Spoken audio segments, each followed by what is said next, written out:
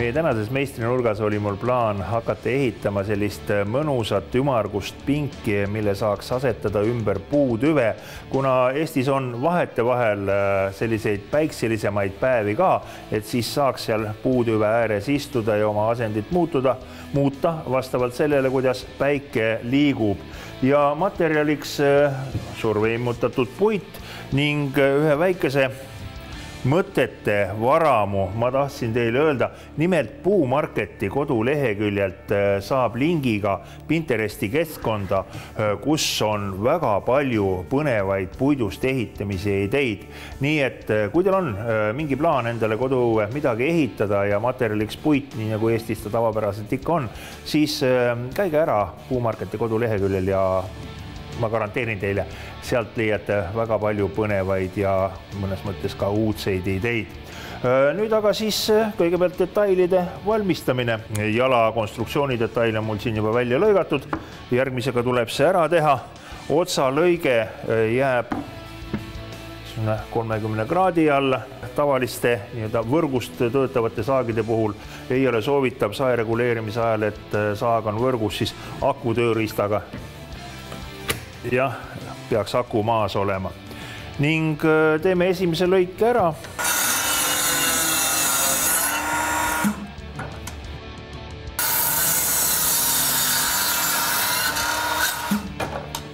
Nii, kui detailid valmis, siis järgmisena tuleb valida kruvid ja mina kasutan SV-kruvisid ja mis ma nende juures tahan näidata?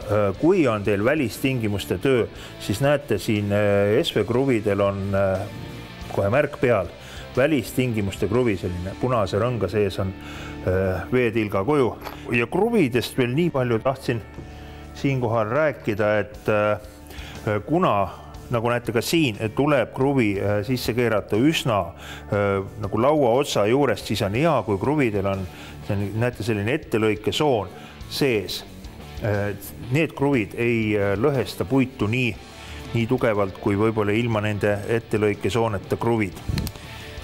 Nii.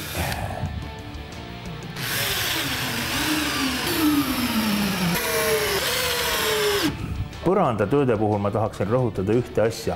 Kasutage oma tööriietes põlvekaitseid, sellepärast et see jalgade ravi võib hiljem osutada hoopis kallimaks ja valulisemaks kui korralike põlvekaitsete ostmine ja kasutamine.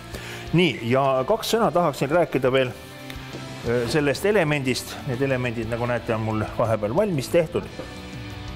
Alati on suur diskussioon selle üle, et kuidas nüüd seda terrassilauda või surveimmutatud puitu, millel on sooned sees, kumba pidi seda kasutada.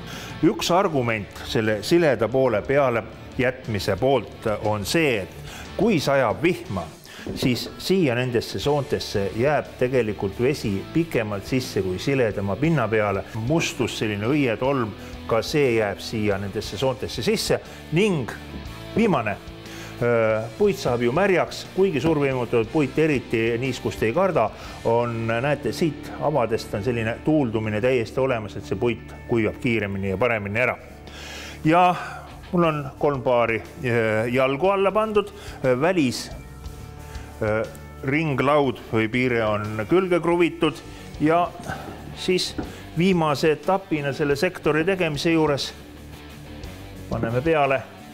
Kui te ei taha nüüd tõepoolest siia laua pinna peale joont teha, et selle peab hiljem maha kustutama, siis väga lihtsalt saab, pange mingi joonlaud ette ja selle järgi võtate selle joone, kruvide joone ja panete kruvid paika. Lisame mõned komponendid ka seljatoe jaoks. Seljatoe kinnitamiseks paneme kõigepealt siia taha esimese seljatoe laua ära. Nii, seljatoe püstposteline väikse paraja pikkusega. Ta sobitub siia jala laudade vahele. Võrdse distantsi saamiseks nüüd seljatoe laudade vahele kasutame selliseid vaheliste. Ma sobitan selle täpselt ühe kõrguse peale, et me hiljem saaksime siia, mul ei ole seda detaili veel valmis tehtud, saaksime siia peale panda sellise lõpetuslaua, mis teeb taas siis täisringi ümber puu. No nii nagu töödega ikka läheb mul veel natukene siin aega, ma usun üks pool päevakest enne kui selle pingisektorid kokku saab, siis sektoritena saab ta õue viidud, ümber puu pandud ja seal saab teha siis lõpliku kokkupanemise ehk montaaži.